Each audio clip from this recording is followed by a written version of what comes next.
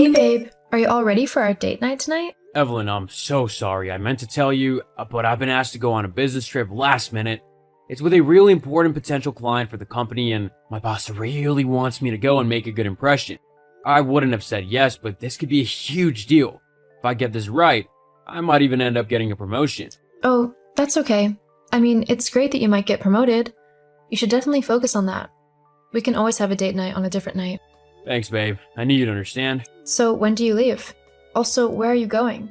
Is this like a really long business trip overseas or something nearby? I actually need to leave within the next couple of hours. Yeah, I need to come and get my bag packed with all the essentials. It's not overseas, but it's a bit of a drive away. It's at a golf resort, which is going to be incredibly boring. You know I hate golf, but if it's what needs to be done to get this client, then so be it. Just try not to let go of your club when you swing it this time. Although I'm still impressed by how far it went. It might have been a new record. I was hoping you'd forgotten about that incident. Never, lol. Anyway, don't worry about your bag. I'll pack it for you. Maybe we can have a quick lunch together or something before you go then? Yeah, that would be nice. Thanks, babe. I'll see you soon. I love you. Same. Hey, Evelyn, are you awake? Carter?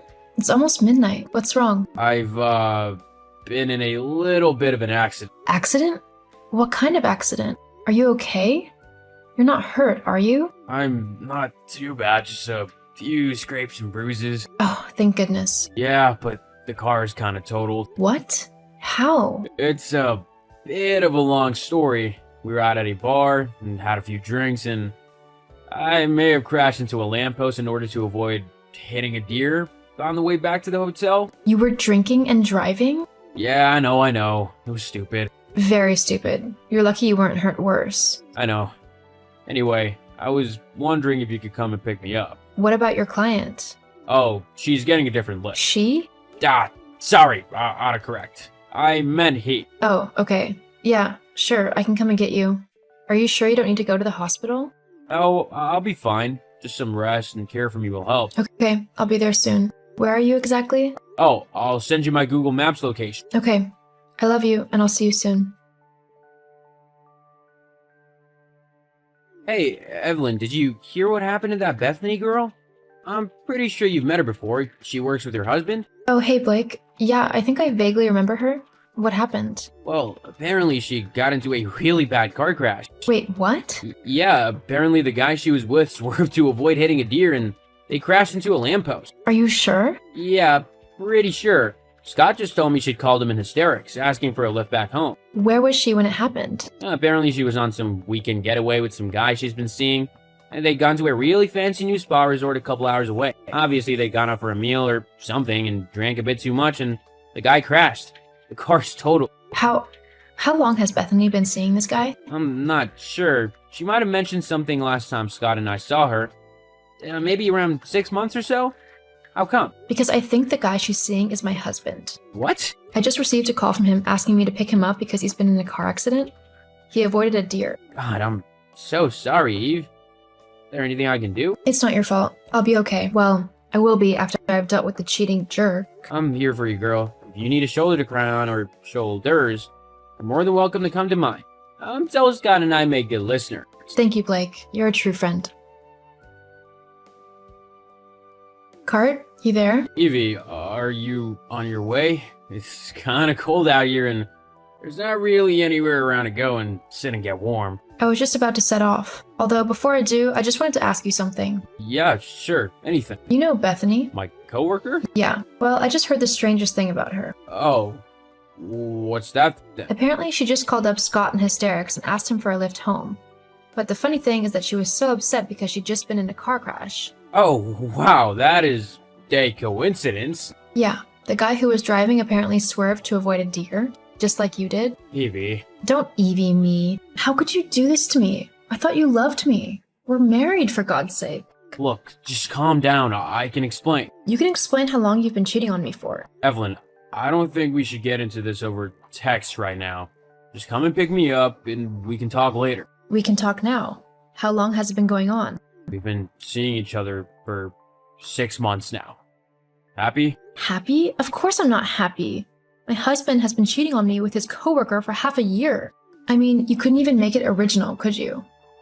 It couldn't have been some high-flying, enigmatic woman. It just had to be your boring coworker. Seriously? You're upset because she's my coworker? No, I'm upset because my husband is a cheating liar. Well, I mean, you can't really have expected this not to happen. What do you mean? Well, let's face it, you've not exactly been the best wife lately, have you? How haven't I? You'd never want to be with me anymore. We haven't been intimate for like months now. I have needs, Evie, and Bethany was happy to help whilst you weren't. If anything, you're the one who's gotten us into this mess.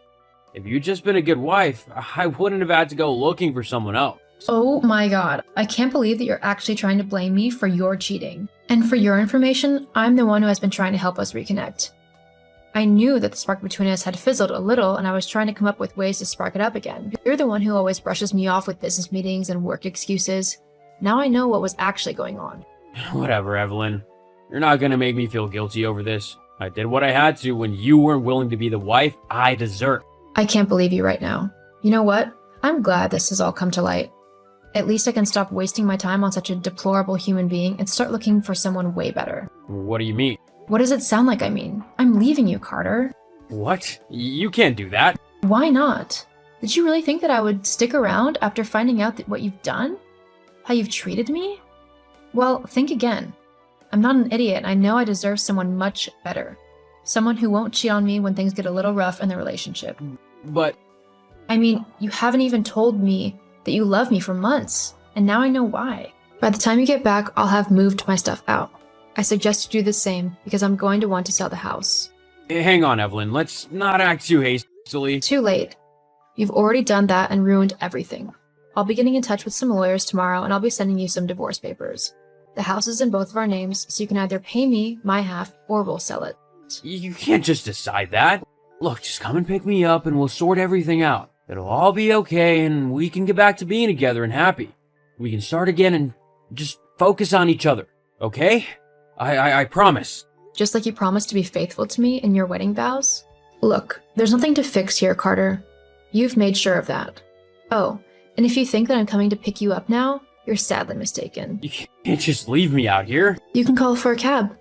Or a walk might give you time to think about everything you've done. But I'm not about to come running to save the man who just broke my heart. Sorry, Carter, but you're on your own from now on. Goodbye. Evie, wait, I'm sorry. True to my word, I let Carter make his own way home. But by the time he got back to the house, I had already moved some of my stuff out and was back at my parents' home. It was tough going for a while. I was saddened by what had happened. I had truly loved him. However, after a little bit of time, I was able to start moving on with my life. I began to go on some dates, and I'm currently in a semi-serious relationship with a really great guy. As for Carter, he tried to get me back, but I simply couldn't trust him anymore and told him no. Bethany also left him after she found a new and richer man to cling to. Carter, left with no one but himself, ended up quitting his job and moving. I hope that one day he finds someone whom he loves enough to be faithful to. Whilst he might have broken my heart, he was still my husband, and I want him to be as happy as I am now with my new partner.